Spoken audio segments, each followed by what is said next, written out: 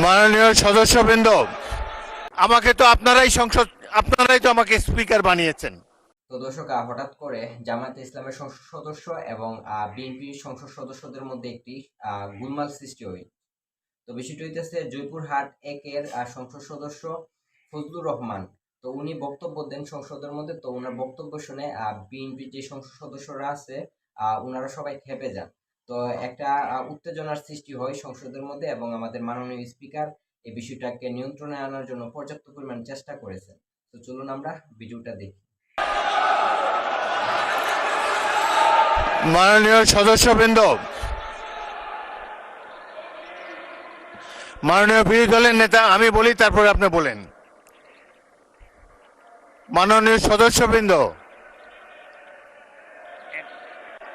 এটি আপনারা সবাই, মাননীয় সদস্য ফজলুর রহমান, আপনি বসুন, আপনি বসুন, আপনার সুযোগ দেওয়া হবে বক্তব্য শেষ করার জন্য।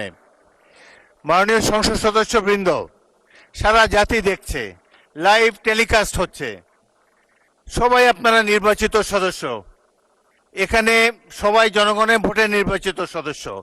আমি প্রতিদিনই বলি যে রুলস অফ প্রসিডিওর বইটা একটু পড়েন। যদি এই সংসদ যদি বিধি মোতাবেক পরিচালিত না হয়, এটি আর জাতীয় সংসদ থাকবে না। অতীতে জাতীয় সংসদ সম্পর্কে অনেক তিক্ত অভিজ্ঞতা আছে। প্রথমে নজমুল হুদা তৎকালীন মাননীয় সদস্য একটা বক্তব্য করলেন, সদস্যরা ওয়াকআউট করে চলে গেলেন। আমরা ভাবলাম যে আধা ঘন্টা পরে ফিরে আসবে। ওই বয়কট 2 বছর চলেছে। সুতরাং সামান্য কারণে উত্তেজনা সৃষ্টি করা ঠিক নয়। প্রত্যেকেরই বাক স্বাধীনতা আছে। প্রত্যেক সদস্য এখন ইভেন 370 বিধিতে দলীয় হুইপ নেগলেক্ট করে, উপেক্ষা করেও ব্যক্তিগত মতামত এখন সবাই দিতে পারেন। এখানে প্রত্যেকেরই বাক স্বাধীনতা আছে। যদি কোনো সদস্য, সরকার দলের সদস্য আর বিরোধী দলের সদস্যের মত এক হবে, এমন তো হতে পারে না। এই জন্যই একটি সরকারি দল, একটি বিরোধী দল এখানে আছে। জনগণই এভাবে নির্ধারিত করে দিয়েছে।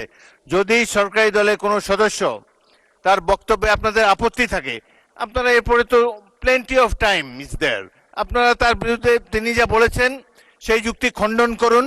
তিনি ভুল বললে তাকে পাল্টা অভিযোগ করেন তার বিরুদ্ধে। কথা বলার সময় তো সুযোগ আছে, কিন্তু এই যে শিশুরাও লজ্জা পাবে এই ধরনের, যদি বয়স্ক শ্বশ্রুমণ্ডিত ব্যক্তি, বয়স্ক যারা অলরেডি দাদা হয়ে গিয়েছেন, তাদের নাতিরাও হয়তো এখানে গ্যালারিতে বসে দেখছে, তারা কি ভাববে এটা সম্পর্কে। আরেকটি জিনিস হলো, সংসদে স্পিকার যখন দাঁড়ায় তখন এটি অবশ্য কর্তব্য সবাই এখানে বসে পড়বেন। যদি আমাকে তো আপনারাই তো আমাকে স্পিকার বানিয়েছেন, আমি এই সংসদের কাস্টোডিয়ান, অভিভাবক। যদি চেয়ারের প্রতি এই সম্মান আপনাদের না থাকে, তাহলে জাতীয় সংসদের প্রতি মানুষের কোনো রেসপেক্ট থাকবে না আগামী দিনে।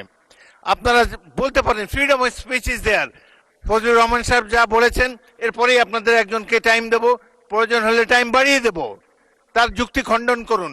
তিনি যদি অসংসদীয় কোনো কথা বলে থাকেন, সেটা আমরা পরীক্ষা করে স্পঞ্জ করে দেব, কিন্তু বক্তব্যের সময় তাকে ডিস্টার্ব করবে না।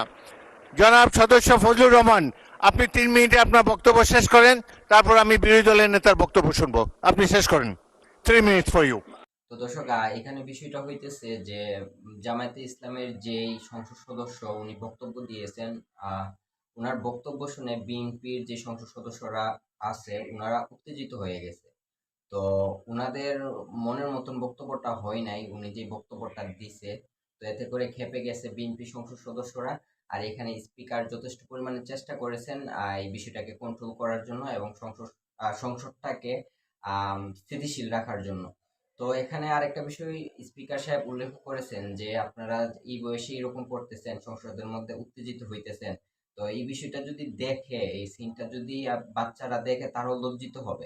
কারণ এখানে যারা সংসদ সদস্য আছে ওনাদের আত্মীয় স্বজন অথবা ফ্যামিলির কেউই বাচ্চা কাচ্চা থাকতে পারে গ্যালারির মধ্যে বসে দেখতেছে ওনাদেরকে।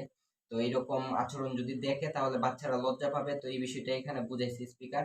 তো এরকম করা যাবে না। তো আরেকটা এক্সাম্পল দিছে এখানের মধ্যে যে অতীতে একজন সংসদ সদস্য বক্তব্য দিয়েছিলেন ওনার নাম নাজমুল হুদা এরকম কিছু একটা বলছে সংসদ মাননীয় স্পিকার, যে উনি বক্তব্য দেওয়ার পর সংসদ সদস্যরা ওয়াকআউট করে চলে যায় বা বয়কট করে চলে যায়। তো স্পিকার মনে করছিল যে আধা ঘন্টা পরে হয়তো সবাই ফিরে আসবে, তো এই বয়কট 2 বছর অবধি চলে। তো 2 বছর অবধি হয়তো বা কোনো সংসদ বসে নাই, তো এরকম কিছু একটা বুঝাইছে। তো সবার একটা বাক স্বাধীনতা আছে সংসদের মধ্যে কথা বলার, তো ওইটা বলার পরে আর সদস্যরা শোনার পরে যে উত্তেজিত হয়ে যাবে তা কিন্তু বিষয় নয়।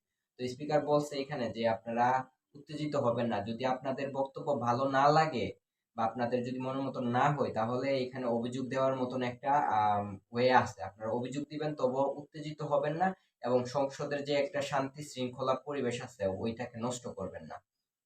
তো এই বিষয়টাই স্পিকার বুঝাইছে, আর বিষয়টাকে উনি যথেষ্ট পরিমাণে সুন্দরভাবে কন্ট্রোল করার চেষ্টা করছে। তো এই ছিল ভিডিও, আশা করতেছি আপনারা বুঝতে পারছেন। তো ভালো থাকবেন সবাই, ভিডিওটি ভালো লাগলে চ্যানেলটা সাবস্ক্রাইব করবেন, ধন্যবাদ।